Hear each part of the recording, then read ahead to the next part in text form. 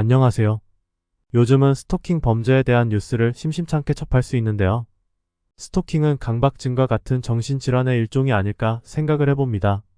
자신은 사랑이라고 생각하겠지만 그냥 집착이죠. 스토커에게 상대방은 존재가 아닌 소유의 대상일 뿐이니까요. 망상에 사로잡힌 인간의 본능적 집착이 스토킹이 아닌가 합니다. 정작 사랑과는 아무런 관련이 없다는 거죠. 왜냐고요? 상대방을 존재로서 사랑한다면 스토킹을 할 수가 없기 때문입니다. 상대방을 욕망의 소유물로 여기기 때문에 발생하는 게 스토킹이라는 겁니다. 때문에 상대방이 싫다고 해도 집착을 하는 거죠. 내 소유물이거든요. 하지만 스토킹 범죄에서 알 수 있듯이 집착은 결국 파국을 가져올 수밖에 없다고 봅니다. 주식 투자 또한 마찬가지가 아닐까 합니다. 아마 주식 투자를 해본 분들은 알 겁니다. 주식을 매수하는 순간 하루하루 시세에 집착하게 된다는 걸요.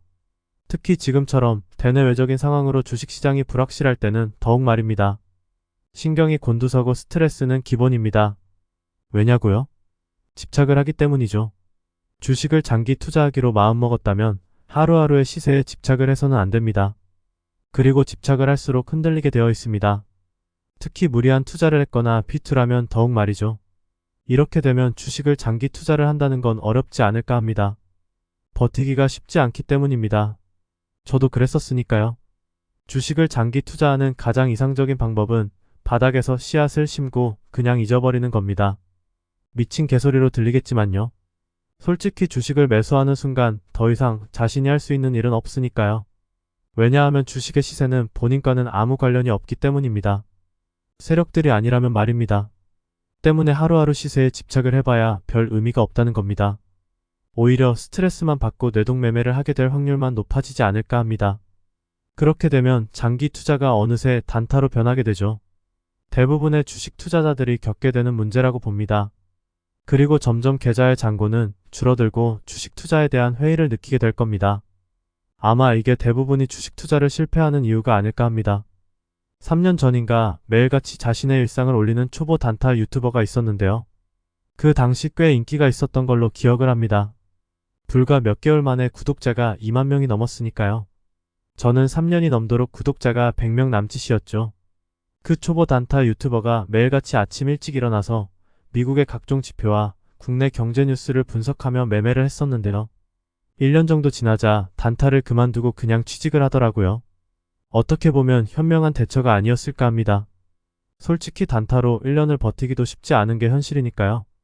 몇 개월 만에 보면 단타가 만만한 게 아니라는 걸 느끼게 되거든요. 그리고 어느새 단타가 도박과 같이 변질이 되죠. 왜냐고요? 줄어든 계좌의 잔고를 만회하려고 급등주나 착전주에 베팅했다가 상황은 더욱 악화되기 마련이기 때문입니다. 여기서 그만둔다면 그나마 현명한 선택이겠지만 스탁론이나 대출을 받아서 돌격 앞으로 하면 시궁창행 인생 막장 열차에 합류하게 되는 겁니다. 매일 시세에 집착할수록 주식 투자는 엉망진창이 될 확률이 높다는 걸 아셔야 합니다. 매 초마다 등락을 거듭하는 시세 속에서 흔들릴 수밖에 없기 때문입니다. 따라서 여윳돈으로만 바닥에서 씨앗을 심었다면 그냥 있는 것이 좋습니다. 어떻게 될지는 전적으로 운에 맡기는 게 좋습니다.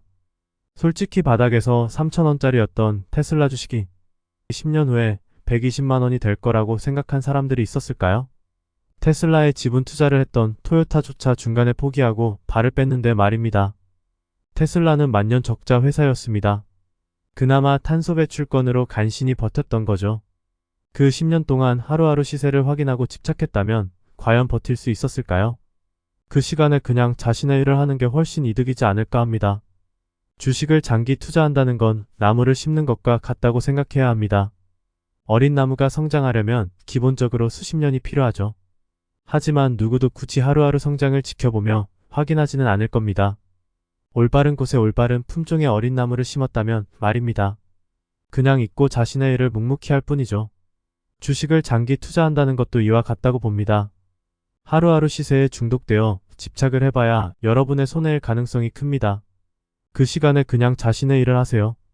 그게 정신 건강에도 좋고 여러모로 이득이라고 봅니다. 그리고 그냥 운에 맡기세요. 되면 좋고 안 돼도 그만이라고 생각해야 마음도 편하고 주식을 장기 투자하기에 유리합니다.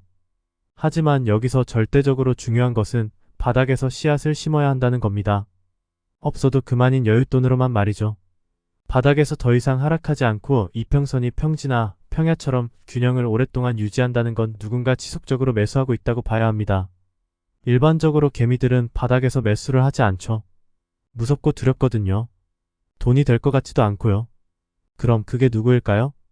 주식을 장기 투자하려고 한다면 바닥에서 투자하는 게 무척 중요합니다. 고점에서 장기 투자를 하는 건 별 의미가 없기 때문입니다. 고점에서 장기 투자를 한다는 건 미친 짓이 아닐까 합니다. 주식을 장기 투자할 때는 바닥에서 시작하는 것이 무엇보다 중요하다는 것을 절대 잊지 마세요. 돈이 안 될 것 같고 안 오를 것 같으며 안전해 보이지 않을 때가 기회라는 것을 아셔야 합니다. 일상의 논리와 주식시장의 논리는 다르기에 그렇습니다. 여윳돈으로만 바닥에서 씨앗을 심었다면 그 다음엔 그냥 잊어버리세요. 여러분이 투자한 주식에 신경을 쓰고 집착한다고 해서 달라질 건 없기 때문입니다. 안달이 나서 하루하루 시세에 집착을 해봐야 뇌동매매를 할 가능성만 커지니까요. 따라서 그냥 잊고 여러분의 삶에 집중하세요. 때가 되면 열매가 열리겠죠. 열매가 안 열려도 그만인 거고요. 하지만 한 번이라도 제대로 수확을 하게 되면 여러분의 인생이 바뀔 수 있다는 것을 아셔야 합니다. 감히 단타로는 얻을 수 없는 엄청난 보상을 받게 될 테니까요. 하지만 여기서 한 가지 주의할 점이 있는데요. 씨앗을 심은 기업의 펀더멘털에 이상이 생긴다면 반드시 그에 대한 대응을 해야 한다는 겁니다. 비중을 축소하거나 전략 매도 또는 안전한 걸 확인 후 다시 매수하는 방식으로 말입니다.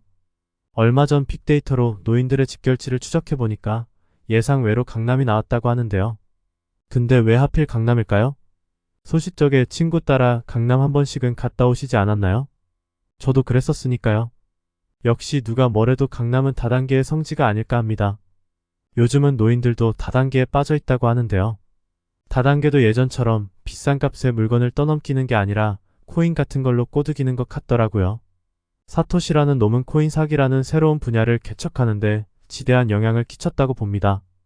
누구나 마음만 먹으면 엉터리 코인을 대량 양산할 수 있는 진정한 탈중 앙화의 토대를 마련했기 때문입니다. 그 대표적인 예가 테라와 루나 코인이 아닐까 합니다. 인터뷰를 보니까 노인임에도 블록체인 기반의 암호화폐에 대해서 저보다도 잘 알더라고요. 이미 세뇌가 된 거죠. 제가 가끔씩 들리는 은행 건물에도 다단계 아지트가 있는데요. 그곳을 들락거리는 대부분이 노인이더라고요. 예전에는 이 30대가 다단계의 포섭 대상이었는데요. 요즘은 노인이 포섭 대상이 된 것이 아닌가 생각을 합니다. 아니면 자발적으로 다단계 조직의 일원이 되기로 한 것일 수도 있고 말입니다. 왜 수십 년이 지났음에도 폰지 사기 같은 다단계가 판치는지 모르겠습니다. 그동안 얼마나 많은 사람들이 다단계에 당했나요? 셀 수도 없을 겁니다. 도대체 왜 다단계를 뿌리 뽑지 못하는 걸까요? 저는 전세 사기처럼 그냥 방치하고 있는 것이 아닌가 하는 의문이 드는데요. 그래야 최상위 포식자들이 상납을 지속적으로 받을 수 있으니 말입니다. 우리나라에서 사기는 이제 거대한 산업이라는 것을 아셔야 합니다. 사기 공화국이라는 말이 괜히 있는 게 아닙니다. 외국은 상장사 사장의 범죄 여부를 공시하도록 되어 있다고 합니다. 하지만 우리나라는 그런 제도가 없다고 들은 것 같은데요. 그래서 범죄자들이 주식시장에서 무자본 M&A를 통해 먹튀를 하는 경우가 많은 것이 아닌가 합니다. 사기만큼 쉽고 빠르게 많은 돈을 버는 방법이 없기 때문입니다.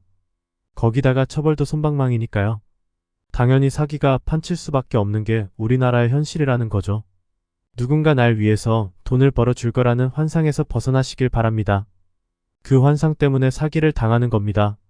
자기 자신도 안 할 일을 남에게 바라는 것처럼 멍청한 짓이 또 있을까요? 일반인을 대상으로 하는 투자 설명회라는 것도 그렇습니다. 그게 정말 돈이 될 것 같으면 생판 알지도 못하는 일반인의 투자를 받을까요? 여러분이라면 그렇게 하겠습니까? 일반인을 대상으로 하는 투자 설명회는 개사기일 가능성이 크다고 봅니다. 정말 돈이 될 것 같으면 이미 은행이나 벤처 투자사 또는 사모펀드에서 투자를 했을 테니까요. 돈 냄새를 기똥차게 잘 맡거든요. 개코라고 보시면 됩니다. 때문에 일반인에게까지 기회가 올 가능성이 거의 없다는 거죠. 따라서 일반인을 대상으로 하는 투자 설명회는 그냥 개사기라고 생각하는 게 좋습니다. 오히려 다단계처럼 이용당할 확률만 높을 뿐입니다. 여러분은 사기 공화국에서 살고 있다는 것을 항상 명심해야 합니다. 사기 공화국에서는 생애 주기 동안 사기를 당하지 않는 것만으로도 성공한 인생이라는 것을 알아야 합니다. 예전에 미국에서 폰지 사기를 쳤던 메이도프는 150년 징역형을 받았었는데요. 우리나라도 자판기 커피를 먹기 위해서 800원을 사용한 운전기사가 횡령 혐의를 받고 범죄자가 된 경우가 있습니다. 이 얼마나 공명정대한 법입니까? 800억이 아니라 단돈 800원으로 말입니다. 하지만 수십억에서 수백억을 헤쳐먹은 전세 사기꾼들은 집행유예나 혐의 없음으로 풀려나는 게 우리나라의 현실이죠. 제가 앞서 말했듯이 사기는 이제 우리나라에서 거대한 산업이 되었기 때문입니다. 그 이권에 개입된 최상의 포식자들이 한둘이 아닐 겁니다. 이들이 상납을 받고 뒷배 역할을 하기 때문에 사기가 날로 번창하고 있는 거고요. 때문에 항상 경계하고 조심해야 합니다. 방심하는 순간 털리는 겁니다.